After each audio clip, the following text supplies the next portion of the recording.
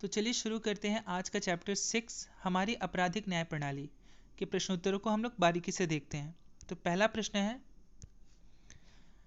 आपराधिक न्याय व्यवस्था में मुख्य लोग कौन होते हैं? तो इसका उत्तर है, आपराधिक न्याय व्यवस्था में पुलिस, सरकारी वकील, बचाव पक्ष का वकील और न्यायाधीश ये 4 मुख्य लोग होते हैं। दूसरा प्रश्न है, गवाह किसे कहते हैं? जब किसी व्यक्ति को अदालत में यह बयान देने के लिए बुलाया जाता है कि उसने मामले के संबंध में क्या देखा है, सुना है या फिर जाना है, उसे ही गवाह कहा जाता है। अगला प्रश्न देखते हैं, आरोपी किसे कहते हैं? वह व्यक्ति जिस पर अदालत में किसी अपराध के लिए मुकदमा चल रहा है, उसे ही आरोपी कहा जाता है। अगला प्रश्न देखते हैं, जिरह क्या है? जब कोई गवाह अदालत में अपना बयान देता है तो उसे दूसरे पक्ष का वकील भी उससे कुछ सवाल पूछता है जिससे उसके पिछले बयान को सही या गलत साबित किया जा सके। इस प्रक्रिया को ही जिरह कहा जाता है। अगला प्रश्न देखते हैं, हिरासत किसे कहते हैं? पुलिस द्वारा किसी को गैर कानूनी ढंग से अपने कब्जे में रखना हिरासत कहलाता है। अगला प्रश्न है, पुलिस हिरासत के दौरान अपनी गलती मानते हुए आरोपी द्वारा दिए गए बयानों को उसके खिलाफ सबूत के तौर पर इस्तेमाल नहीं किया जा सकता।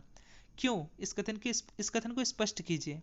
तो इसका उत्तर है, क्योंकि पुलिस हिरासत के दौरान लिया गया बयान डरा धमका कर लिया गया बयान हो सकता है। यही वजह है कि पुलिस हिरासत के दौरान अपनी गलती मानते हुए आरोपी द्वारा दिए गए बयानों को उसके खिलाफ सबूत के तौर पर इस्तेमाल नहीं किया जा सकता। अगला प्रश्न है, आपराधिक न्याय व्यवस्था में मुख्य कौन कौन से लोग होते हैं? तो पुलिस, सरकारी वकील, बचाव पक्ष का वकील, न्यायाधीश ये 4 अधिकारी आपराधिक न्याय व्यवस्था में मुख्य लोग होते हैं। अगला प्रश्न है, आपराधिक न्याय व्यवस्था में पुलिस का क्या कार्य है? तो पुलिस का कार्य है, पहला FIR दर्ज करना, दूसरा है अपराध के बारे में मिली शिकायत की जांच करना और सबूत इकट्ठा करना, तीसरा है सबूतों से आरोपी का दोष साबित होता दिखाई दे रहा है तो पुलिस अदालत में आरोप पत्र यानी कि चार्जशीट दाखिल करना। अगला प्रश्न देखते हैं, FIR का पूरा नाम क्या है? जैसे कि मैंने आपको बता दिया कि फर्स्ट इन्वेस्टिगेशन रिपोर्ट यानी कि प्रथम सूचना रिपोर्ट। अगला प्रश्न है, संविधान के अनुच्छेद 22 और फौजदारी कानून में प्रत्येक गिरफ्तारी व्यक्ति का कौन से मौलिक अधिकार दिए गए हैं?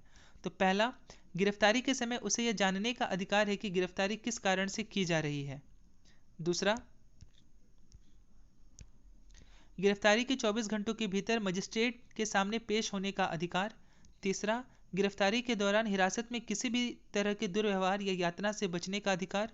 चौथा, पुलिस हिरासत में दिए गए इकबालिया बयान को आरोपी के खिलाफ सबूत के तौर पर इस्तेमाल नहीं किया जा सकता। पांचवा, 15 साल से कम उम्र के बालक और किसी भी महिला को केवल सवाल पूछने के लिए थाने में नहीं बुलाया जा सकता। तो ये रहा आप चैप्टर 6 में दिया गया सारा विवरण जो कि हमारी आपराधिक न्याय प्रणाली से संबंध रखती है। तो आज के लिए इतना ही। अगर आपको डाउट हो तो आप ज़रूर कमेंट करें, मैं उसका उत्तर दूंगा। बहुत बहुत धन्यवाद।